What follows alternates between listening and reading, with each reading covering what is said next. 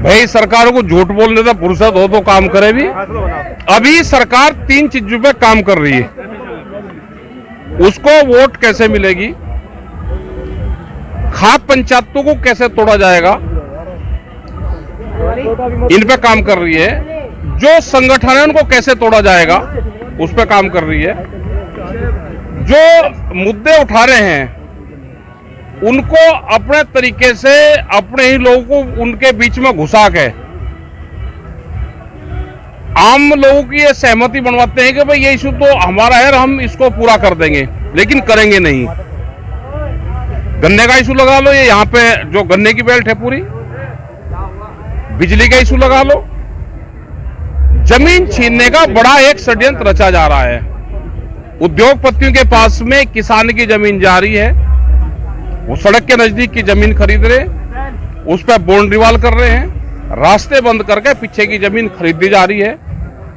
जो 2013 का भूमि अधिग्रहण एक्ट था उसमें संशोधन कर दिया। किसान के पास में जमीन बचेगी ही नहीं। महंगी जमीन किसान बेचता है, सस्ती जमीन किसान खरीदता है।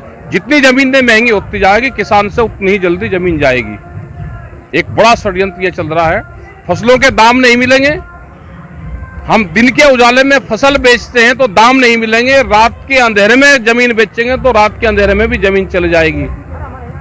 रोजगार खत्म हो गए, महंगाई बढ़ गई है, सरकार कोई ध्यान नहीं दे रही। चौधरी साहब एक बार फिर से आंदोलन की तैयारी करें। देखो 26 तारीख में ट्रैक्टर चलेंगे हमारे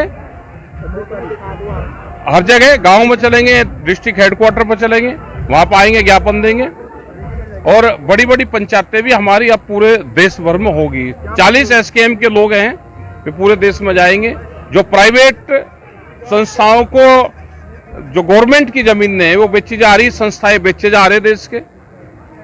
बेरोजगारी, पढ़ाई, इन सब चीजों पे हमारे जो इशू है ये चल रहे हैं हमारे। अच्छा, 2022 गया है तो लगातार सरकार ने तोड़ने का ही काम किया है, पूरा तोड़ फोड़ का काम कर रही है। अगला 2023 भी सरकार तोड़ने का काम करेगी।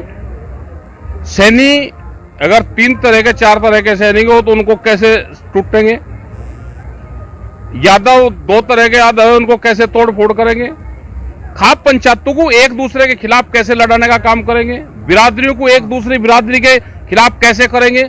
सरकार पूरा षड्यंत्र इस पर रच रही है।